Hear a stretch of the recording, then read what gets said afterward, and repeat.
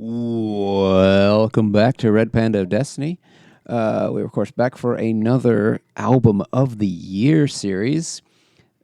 This time we're doing 2017 and the 100s, Chaos and Bliss. Big fan of this album, though I will say it was a close fight to pick the 2017 Album of the Year.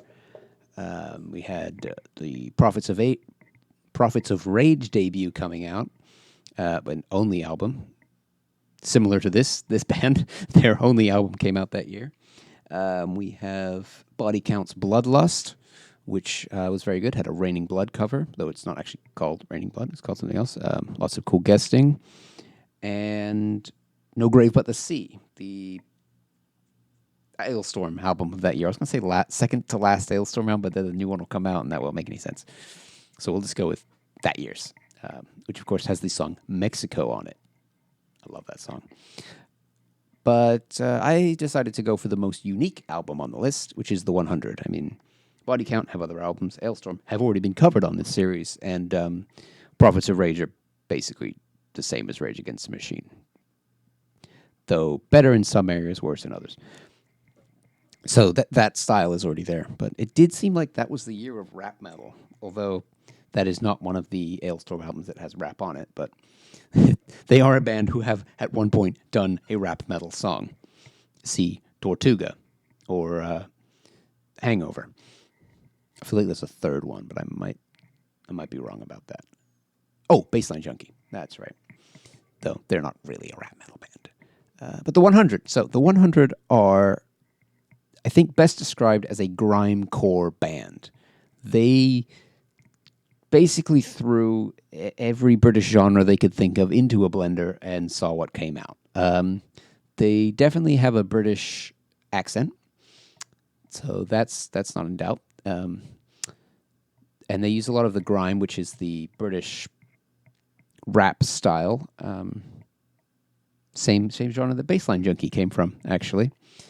And they use a lot of modern metalcore stuff, good cop, bad cop vocals. Here's some clean vocals, here's some screaming, all that stuff, and then they add rap into that. And as far as I can tell, it's all the same guy. He just flicks a switch between all three of them, so that's pretty impressive. But I think where they excel is just chaos. Like they'll just throw, okay, here's a metalcore song, and here's some rap, and here's a little bit of a weird downbeat thing, and here's some drums. It's just like they can squeeze so many genres into one song. Their song Breed is probably the best example of that, which is the song I would recommend starting with. Though, of course, I'm not going to review that for a while, so you're kind of stuck listening to this album if you want to do that. But I would recommend checking out Breed, which was on their 2014 EP Subculture, which we will no doubt be covering as the single/EP of the year for 2014. I think it'll be the first EP we cover, actually, because there just aren't that many EPs to cover. Because most of them are by bands you haven't heard of, so finding one from 2020, you wouldn't find it until 2023 or whatever.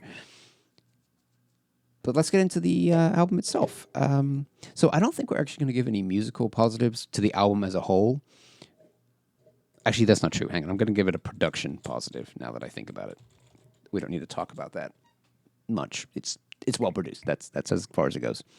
And I kind of debated on the album cover, but I don't know. It looks interesting. I guess I kind of dig the reflective thing. You know what? No, I'm going to give it a neutral for the album cover. I'm just not that excited by it, unlike Great War and Curse of the Crystal Coconut, which had very well detailed covers that I liked. And also I haven't been able to see it in like blown up because I cannot get it to blow up, or I cannot find a big picture of it. But yeah, I think that sums up the album. I'll be back in about an hour with the first track, Dreamcatcher. Hope you join me then.